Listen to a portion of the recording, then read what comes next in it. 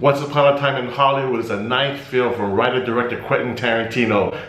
Ninth film? Wait, you got Reservoir, Pulp, Jackie, Kill Bill 1, Kill Bill 2, Death Proof, Inglorious, Django, Hateful Eight, Once Upon a Time. Is that 10? I guess Kill Bill 1 and 2 is one movie. Works for me. In any case, Once Upon a Time in Hollywood stars Leo DiCaprio as actor Rick Dalton, who is an actor kind of seeing the twilight of his career in the late 1960s. He's known to be a famous TV Western actor, but he's coming to that point in his career where he's no longer maybe a leading man and he's kind of settling for supporting parts. Brad Pitt plays Cliff Booth, who is his longtime stunt double and also best friend. And this movie is pretty much about the relationship between these two characters, and I was totally okay with that. Let me start by saying that I'm a huge Tarantino fan. I love all of his movies. I think he is one of the most brilliant minds working in Hollywood today, and I look forward very enthusiastically to each and every one of his films. So take that into account when listening to this review. But I'm a huge Tarantino fan, and I will say this film, the reasons for which I loved it was purely because of the relationship and the performances between Pitt and DiCaprio. This is pretty much at its core a buddy movie. It's about two guys. They're in the twilight of their careers. They're trying to come into acceptance of where they are and dealing with the fact that they are no longer being relevant. And I thought that was a great dynamic between the two. Brad Pitt, I swear this is one of his best performances of his entire career and definitely one of his most memorable characters. I thought Pitt did a really outstanding job with this movie and definitely the highlight of the movie for me. DiCaprio always, man, this guy just brings it. He's always awesome, and I loved how he played this really insecure actor who is Rick Dalton, and he just brought a lot of really unique approaches to his character, and I thought he did a great job as well. And just the way these two play off of each other, their chemistry, I thought that was easily my favorite part of the movie. And I could just watch these two guys just hanging out and just talking story and just shooting the shit and comparing their jobs. And you know what? That's pretty much what this movie is. So this movie doesn't really have too much of a storyline.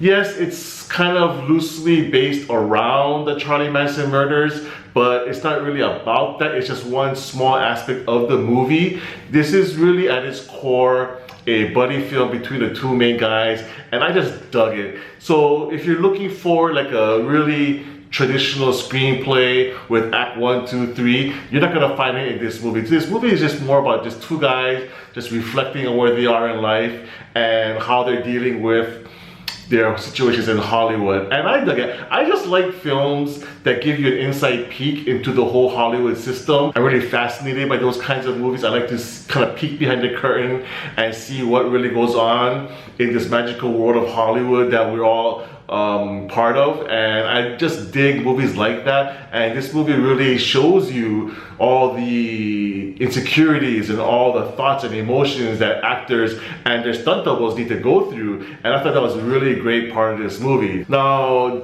that being said, this film probably isn't for everyone. You might feel like it takes a while to go anywhere, and I can totally understand that. Even me, as I was watching the film, I was like, okay, something kind of needs to happen now, and it does take a while to get there. So that may be a problem for a lot of people sitting through this movie. The movie is pretty long. It's 2 hours and about 40 minutes, I think. But for me, honestly, I didn't feel like it was long because I was really engaged with these characters. I was really engrossed in watching them. So the length didn't really bother me, but I can see how it would bother others.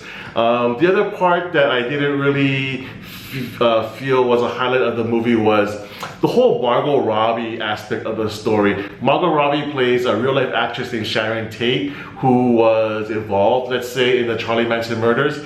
But yeah, I just didn't feel like her whole story was relevant. I'm not sure what Tarantino was thinking by inserting her into this film. I do understand that her being a real-life character, and that's kind of what the plot of the movie is based around, this true life event that happened in the late 60s in Hollywood. But you know, this movie essentially being about two guys just kind of figuring out what they're doing in their careers and their lives, it didn't need that whole side story of Margot Robbie and her character Sharon Tate and Roman Polanski and all of that.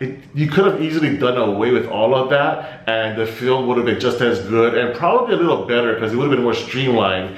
And there is some filler and fluff type things in here. There's a few scenes that went on a little bit too long for what they were trying to do in those particular scenes, and a few scenes that probably could have been just taken out in its entirety. So yeah, the 2 hour 40-minute length could have easily been more like 2:15 and it would have felt a little leaner and maybe a little more easy to watch. But again, I wasn't personally bothered by it, but I can see how others may be. And if you're a fan of Tarantino's smart and witty dialogue, which I of course am, you're not gonna see as much of that in Once Upon a Time as you have seen in his previous movies. You're not gonna come away with this film with any kind of memorable lines you're gonna repeat over and over again like you did with other films of his. This movie, like I said, is just more about these two guys and their relationship and how they just play off of each other. And again, being and speaking from a perspective of a huge Tarantino fan, I dug it. I thought it was really cool. I liked the relationship between Pitt and DiCaprio. I love the performances. I really think this is one of Brad Pitt's best performances in his entire career, which is saying a lot. And easily one of his most memorable characters. Leo, I loved his character and his performance as well. So that really carried the film for me, but that may not be enough for a lot of other viewers, and I totally get that. The length may bother you as well and the lack of a real story, but I personally dug it. I like seeing Tarantino's vision of 1960s Hollywood. I like seeing the struggles of an actor during that era, and I like seeing the dynamic between the actor and his stunt double. I thought that was a very unique way of telling a story of a relationship between two people, and I just dug it. But I do acknowledge that the movie does have faults, and it's definitely not one of Tarantino's stronger films. It's probably in his lower half of his repertoire, but I still enjoyed the movie, and for me, Once Upon a Time in Hollywood gets an 8 out of 10. Thanks so much for watching my review. If you like it, please give me a thumbs up. And if you haven't done so already, please subscribe to my channel, MC on Film, for more reviews in the future.